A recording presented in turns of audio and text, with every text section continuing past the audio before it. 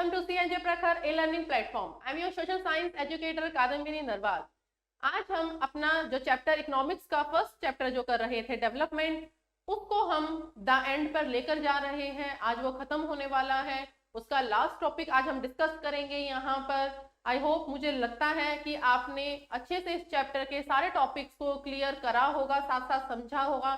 Important point जहां जहां पर आए हैं, एग्जाम्पल्स आए हैं, आपने साथ साथ नोट डाउन भी किया होगा।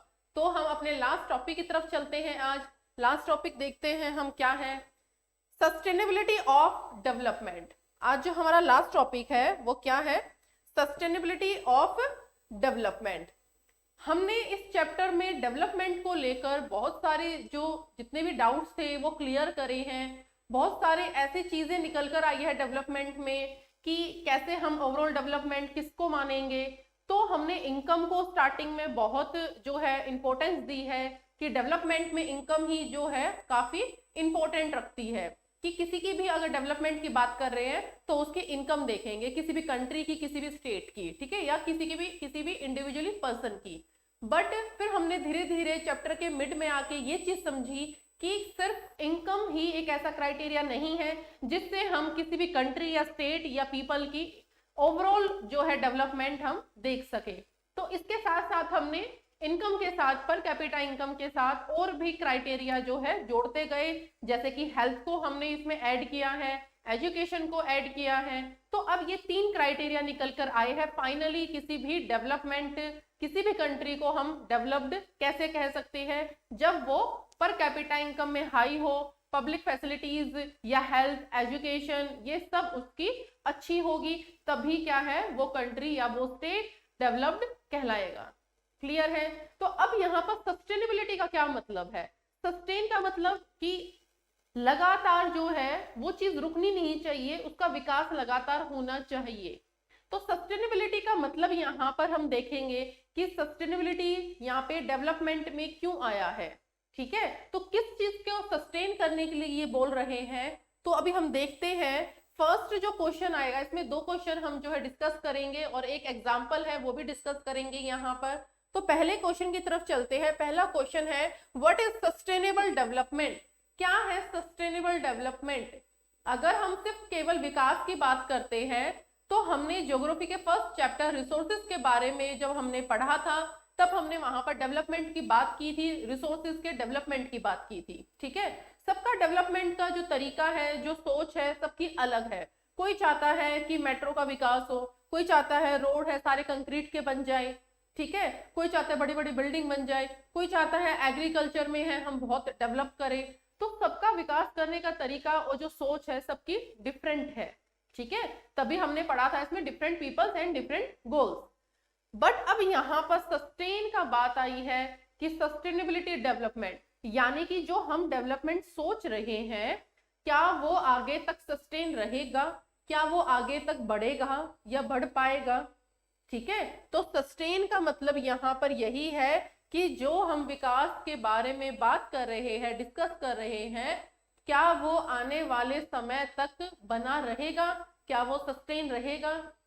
अब जैसे कि हम रिसोर्सेज की बात करते आए हैं, ठीक है, हम रिसोर्सेज को यूज कर रहे हैं, बट हमारे माइंड में एक चीज साथ में ये भी चलती है कि हम रिसोर्सेज को आगे आने वाले अपकमिंग जनरेशन को भी प्रोवाइड करें। ये नहीं है कि हम इतने मतलब सेल्फिश नहीं है कि हम सारे रिसोर्सेज को जो है अपने आप ही यूज कर ले, क्योंकि रिसोर्सेज जो है वो 2 टाइप्स के थे, रिन्यूएबल और नॉन रिन्यूएबल। तो अब रिन्यूएबल जैसे सनलाइट वगैरह है, आ रही है वो, ठीक है, उसका कोई अंत नहीं है। ठीक है, तो अब हमें सन की इतनी चिंता नहीं है, सनलाइट की इतनी चिंता नहीं है, बट जो हमारे अदर रिसोर्सेज रह जाते हैं, वाटर रिसोर्सेज है, तो वो खत्म होते जा रहे हैं।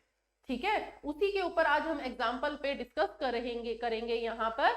बट अब हम सिर्फ यहाँ पे स्टार्टिंग में बेसिक जो कॉन्सेप्ट है हमारा sustainability of development, it means जो विकास हम कर रहे हैं, लगातार सोच रहे हैं कि ऐसे ऐसे प्लानिंग सब करते हैं, गवर्नमेंट प्लानिंग लेकर आती है, जैसे फॉर एग्जांपल 5 इयर्स प्लानिंग लेकर आती है, ठीक है, पंचवर्षीय योजना जिसको कहते हैं, बट वो आगे तक सस्टेन रहेगी भी या नहीं रहेगी, ठीक है, इसकी गारंटी कौन देगा।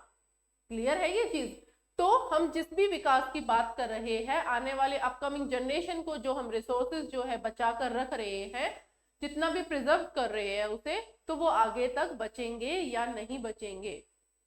और इसमें नेक्स्ट जो क्वेश्चन एक और आता है, is development sustainable. It means यही चीज मैंने आपको भी बताई है, ठीक है, कि सस्टेनेबल डेवलपमेंट तो मैंने आपको बता दिया कि जो हम विकास सोच रहे हैं तो वो विकास क्या होगा, वो सस्टेनेबल डेवलपमेंट होता है, यानी कि आने वाले फ्यूचर जनरेशन को हम वो चीज प्रोवाइड कर सके, तो वो तो है sustainable development. But is development sustainable, it means जो विकास है क्या वो सस्टेन रह पाएगा आने वाले समय तक, ठीक है। तो अब जैसे कि एक एग्जांपल ले लेते हैं इसमें, ग्राउंड वाटर, ठीक है, एग्जांपल आप इसमें काफी सारे ले सकते हैं, ग्राउंड वाटर भी ले सकते हैं, क्रूड ऑयल भी ले सकते हैं आप। तो अभी हम यहाँ पर एग्जांपल लेते हैं ग्राउंड वाटर। अब ग्राउंड वाटर जो है कोई आपके लिए न्यू वर्ड नहीं है, आपने पहले भी पढ़ा हुआ है ये, ठीक है। तो ग्राउंड वाटर ये अब यहाँ पर इस एग्जांपल को क्यों लिया गया है, इसलिए लिया गया है क्योंकि ग्राउंड वाटर जो है वो क्या हो रहा है, लेस होता जाने लग रहा है, ठीक है। अब आप सोचेंगे लेस क्यों हुआ है, तो इसमें सोचने की तो बात ही नहीं है, आपको पता है अच्छे से कि ग्राउंड वाटर यूज कौन कर रहा है, आप और हम सब कर रहे हैं मिलकर ग्राउंड वाटर यूज। क्योंकि जो हमारे रूरल एरिया है, तो रूरल एरिया तो क्या करते हैं, जो वेल होते हैं यानी कि कुएं वगैरह होते हैं या हेडपंप्स वगैरह, या मतलब कोई और भी उनके पास अदर सोर्सेज होते हैं जिसके थ्रू वो क्या करते हैं, एग्रीकल्चर जो है वो अपना प्लगिंग जो है, खेत जोतना जिसको बोलते हैं, वो कर लेते हैं। बट जो अर्बन एरियाज है वो किस पे डिपेंड होते हैं, वो डिपेंड होते हैं ग्राउंड वाटर पर, ठीक है। वो ये तो नहीं है कि वो गांव में जाएंगे, गांव में चलकर जा रहे हैं और गांव में से वो बड़े बड़े मटके भर के जो है पानी के कुएं में से लेकर आ रहे हैं, ऐसा तो पॉसिबल नहीं है उनके लिए, ठीक है। तो ग्राउंड वाटर जो है वो सबसे ज्यादा यूज कौन कर रहा है, अर्बन एरियाज वाले कर रहे हैं। कौन कर रहे हैं, अर्बन एरिया। तो अर्बन एरिया वाले जो है ग्राउंड वाटर ज्यादा यूज कर रहे हैं। क्यों, क्योंकि उनके लिए वहां पर कोई भी फैसिलिटीज वगैरह वाटर की नहीं है, तो वो ग्राउंड वाटर में से ही पानी को निकाल के और यूज करते हैं, अपनी बेसिक जो नीड्स है वो फुलफिल करते हैं वो इससे, ठीक है। जो अपनी जो रूटीन की जो दिनचर्या है वो ग्राउंड वाटर से ही जो है पानी निकाल के और इस्तेमाल करते हैं। अब जो ग्राउंड वाटर है, पहले ये बोलते थे, इसके ऊपर एक कहानी है, पहले बड़े बूढ़े जो है वो बोलते थे, आपके दादा वगैरह ने भी आपको ये चीज कभी बैठ के बताई होगी कि पहले ग्राउंड वाटर में क्या है, पानी का जो लेवल है वो बहुत ज्यादा होता था। तो पहले क्या करते थे कि 10 फीट तक, 15 फीट तक जो है, या 20 फीट तक भी मैक्सिमम जो है, हाथ से खुदाई करके, और पानी जहां भी हमने खुदाई करी नीचे हमें पानी नजर आ जाता था, बिल्कुल अपर सरफेस एरिया पर ही जो है हमें पानी, ज्यादा डीप नहीं जाना पड़ता था, थोड़ी सी 10-15 फीट की खुदाई करने के बाद हमें जो पानी है वो मिल जाता था। बट अब क्या हो गया है, उसका इतना जो है हमने मिसयूज कर लिया है, ओवर यूज कर लिया है ग्राउंड वाटर के पानी को। उससे क्या हुआ है, जो ग्राउंड वाटर का जो लेवल है पानी का वो लेस हो गया है, वो कम हो गया है, ठीक है। अब बहुत बार नीचे जाने के बाद भी, गहराई करने के बाद भी, डीप जो है माइनिंग करने के बाद भी जो है हमें पानी जो है वो नजर नहीं आता है, ठीक है।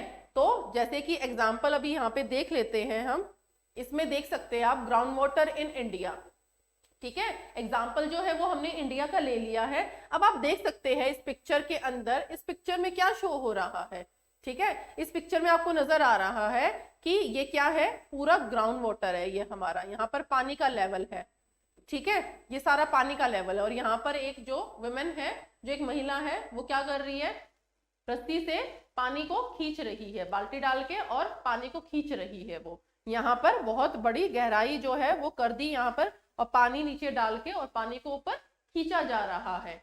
बट अब क्या है, इसको देखते हैं थोड़ा सा। अब आप यहाँ देखिए कि जैसे कि मैंने आपकी बात करी है कि यहाँ पर जो पानी है, पहले क्या होता था, पहले के टाइम में जो मैंने आपको बताया है, जो एक स्टोरी आपको सुनाई थी अभी, कि स्टार्टिंग में क्या है, सिर्फ यहाँ तक अगर खुदाई कर रहे हैं हम, तो हमें यहाँ पानी ऊपर ही सरफेस पे मिल जाता था। अब क्या है, हमें पानी यहाँ पर ना मिलकर और हमें पानी सीधा कहाँ मिल रहा है, अब पानी हमें बिल्कुल लास्ट में मिल रहा है। अब जाके इतनी खुदाई करने के बाद, इतनी डीप गहराई में खुदाई करने के बाद जो है, इतनी फीट नीचे जाने के बाद हमें जो है पानी थोड़ा बहुत जो है देखने को मिलता है, ठीक है। तो ये जितना भी ऊपर का जो पानी का लेवल था वो अब सब खाली हो गया है, ठीक है। वो खाली किसने किया है? अब आप ये सोच रहे हो कि अरे खाली कैसे हो गया, एकदम से इतना सारा पानी था। तो कैसे खाली हुआ है? आप लोगों ने किया है, हम लोगों ने किया है, सबने मिलकर ही इस पानी को जो है नीचे इसका लेवल को गिराया है, ठीक है। तो इसमें कहीं ना कहीं पीछे हमारा ही हाथ है। हमें इस चीज में अवेयर रहना चाहिए, लोगों को भी हमें अवेयर करना चाहिए, अपने आस पड़ोस में भी अवेयर करना चाहिए कि सेव वाटर, पानी का मिसयूज ज्यादा ना किया जाए। जितना हो सके, पहले के टाइम में भी करते थे, रेन वाटर हार्वेस्टिंग करते थे, ठीक है, सेव करते थे जो भी बारिश का पानी आता था। और पहले हम बारिश के पानी को कैसे सेव करते थे, ये चीज भी आप लोगों ने जो है पहले पढ़ा हुआ है। एक बार मैं आपको फिर से डिस्कस कर देती हूँ इस बारे में कि पहले जब भी रेन वाटर जो आते, जो भी पहली बारिश होती थी, तो जो रूफ होता था, रूफ को पहले सारा क्लीन करने के बाद जो सेकंड रेन आती थी उससे क्या करते थे, वो उस पे जितना भी पानी होता था वो स्टोर करते थे। और वो स्टोरेज करने का उन्होंने जो है पूरा तरीका इस तरीके से बनाया हुआ था कि छत पे से, रूफ में से, साइड में से जो है पाइप लेकर आए हुए हैं और नीचे उन्होंने क्या बनाया हुआ, टैंक बनाया हुआ है, वाटर टैंक बनाया हुआ है। तो जितना भी पानी रूफ में इकट्ठा होगा वो सारा पाइप के थ्रू आकर और नीचे टैंक में जो है वो जमा हो जाएगा। और कभी भी इन केस हमें इमरजेंसी होती है, कभी भी पानी की शॉर्टेज होती है, तब हम उस पानी को निकालते हैं और उसको यूज करते हैं। तो वो चीजें भी जो है अब बहुत कम होती जा रही है। तो हमें ज्यादा से ज्यादा पानी को स्टोर करना चाहिए, वाटर को है मिसयूज ज्यादा नहीं करना चाहिए। अपने आसपास हमें अवेयरनेस, इस चीज को जागरूकता है वो बढ़ानी चाहिए। कहीं भी आप लोगों को दिखता है कि पानी का मिसयूज ज्यादा हो रहा है तो हमें वो चीज उनको समझानी चाहिए। आई होप आपको ये टॉपिक जो है क्लियर हुआ है। अब हम अपने नेक्स्ट चैप्टर की तरफ चलेंगे। नेक्स्ट वीडियो में न्यू चैप्टर हम आपके लिए लेकर आएंगे। तब तक के लिए हमारे साथ ऐसे ही बने रहिए। Goodbye, thank you so much. और हमारी वीडियोस को ऐसे ही लाइक कीजिए, शेयर कीजिए और हमारे चैनल को सब्सक्राइब कीजिए और बेल आइकन को प्रेस करना मत भूलिए, क्योंकि इसी से आपको न्यू नोटिफिकेशंस जो है वो मिलती रहेगी।